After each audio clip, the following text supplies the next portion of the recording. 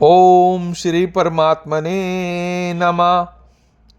अभाव का अनुभव, चिंता का निवारण और गीता का मार्गदर्शन।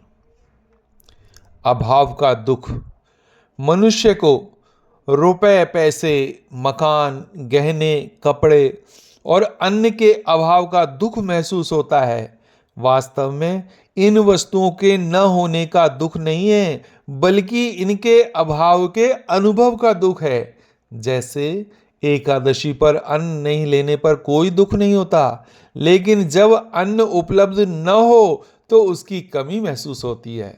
यह अनुभव दर्शाता है कि अभाव का अनुभव लाखों रुपए होने के बावजूद भी बना रहता है। धन का अभाव का अनुभव, जितना अधिक धन होता है उतना ही अधिक घाटा और अभाव का अनुभव होता है।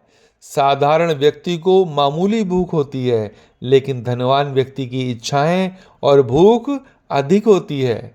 तुलसीदास जी ने इसे स्पष्ट किया है, जिमि प्रति लाभ लोभ अधिकाई। चिंता और मूर्खता, मनुष्य के जीवन में दुखों का मुख्य कारण उसकी मूर्खता और अनावश्यक चिंताएं हैं। भगवान ने हर प्राणी के निर्वाह का प्रबंध किया है, फिर भी मनुष्य चिंता करता है।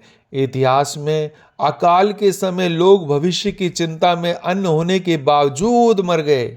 स्वामी जी के अनुसार सत्संग और गीता का अध्ययन ऐसी मूर्खता और चिंताओं को दूर कर सकता है।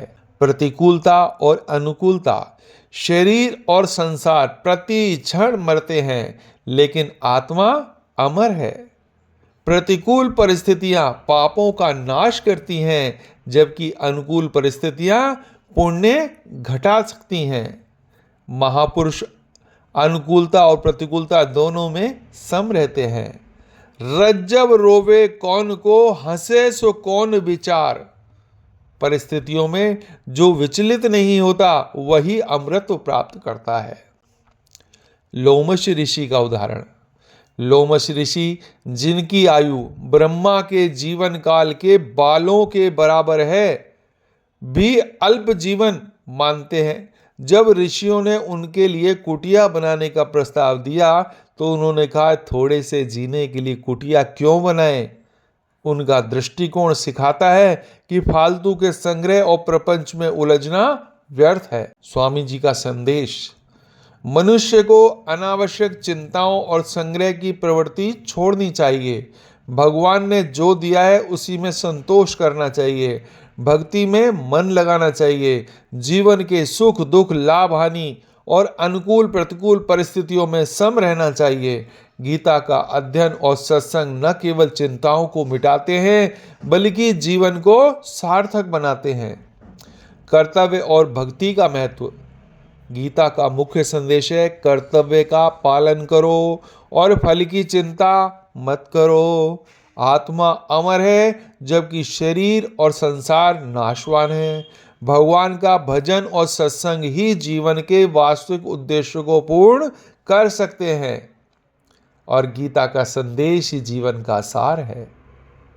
अभाव के अनुभव से मुक्त होकर भक्ति और कर्तव्य तत्परता दिखाना, चिंताओं और संग्रह की प्रवृत्ति को त्याग कर गीता के संदेश पर चलना ही सच्ची शांति और आत्मिक उन्नति का मार्ग है।